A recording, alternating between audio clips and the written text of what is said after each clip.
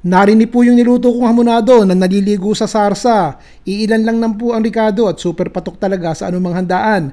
Ipakikita ko rin po sa inyo yung maayos na paraan ng pagtatali na hindi po humuhulagpos yung laman kapag ka tinatali. Maninipis na hiwa po ng pork chop ang ginamit ko. Pero mainam po na kasi mang gamitin nyo, yung bang pong may taba-taba ng kaunti, mas okay po yun. Binabrush ko po muna ng melted butter itong walang mga butong pork chop. Huwag nyong lagyan ng buto at baka masamid yung kakain. Tapos tinapa ko yung pork chop. Nakita nyo, patapa yan eh. Tapos, lagyan nyo po ng asin, yung loob ng pork chop. Lagyan na rin po natin ng pamintang durog, tapos lagyan po natin ng asukal na pula para matamis na po yung loob, para pag minalot natin matitikman at malalasahan nila. O tip ko sa inyo, alam nyo po may mga pork chop na ang hiwa ba, ang kapal, so hiwain nyo po yan ng parang patapa para manipis dahil pag rolyo, pag balot natin yan, ayaw nyo ng pagkataba-taba. O pagkatapos lalagyan po natin yan ng pineapple relish. Kasi nga, hamonado may tamis factor, di ba? Ito po yung maninipis na hiwa ng hamon. Pambaon nga ito panlagay sa tinapay. Lalagyan po natin ng ham ang loob. Maglatag po tayo ng katamtamang laki ng aluminum foil. Serious muna po tayo. Nakita niyo po yung aluminum foil. Ilipat natin tong pork chop sa gitna na may konting overlap sa gilid. Nakita niyo yun. Tapos lagyan nyo pa ulit po ng asukal na pula para ang lasa tamis alat yung loob. Dagdagan nyo na rin ng crushed pineapple yung loob. Pagkatapos po ibalot natin na may konting puwersa yung kamay. Ang pagbabalot po palayo mula sa iyo yung hamonado hanggang sa mabalot ng buo. Ilagay nyo muna sa freezer para tumigas. Pagkatapos tatalian po natin yan na parang hamonado.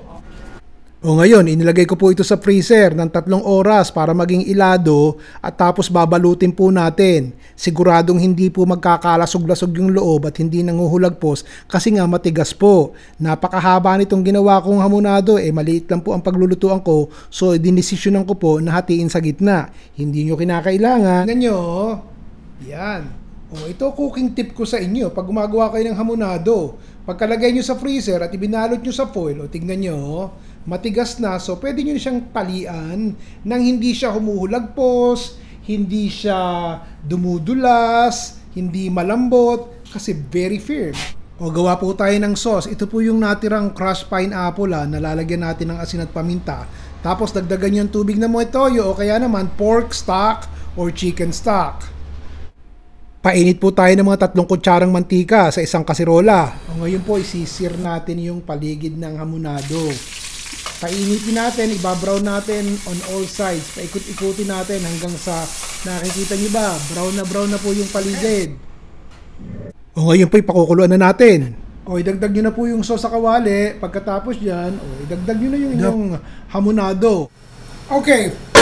Pinakuluan ko po ng 4 na minuto. Pagkatapos dadagdagan na po natin ulit ng asukal na pula.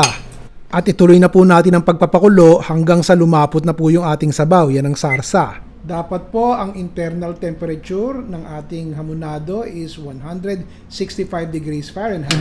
Hayaan po natin kumulo ng 10 minuto at tanggalin na po natin sa ating kasirola. Sigurado po akong luto na yung loob dahil hindi naman kakapalan yung pork chop na binalot natin. So nilagay ko muna sa pinggan on the side. O magdadagdag po tayo ng toyo para may konting alat factor.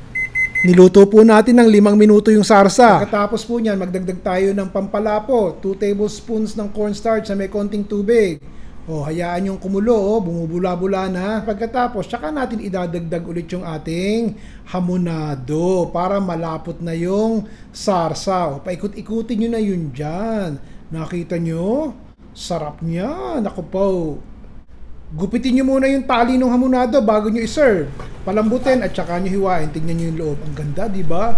Perfect! O bago nyo po iserve, lagyan nyo ng sauce sa taas. Ang sarap! Ito po ang aking version ng pork hamonado para sa espesyal na okasyon. Ano, nag-enjoy po ba kayo?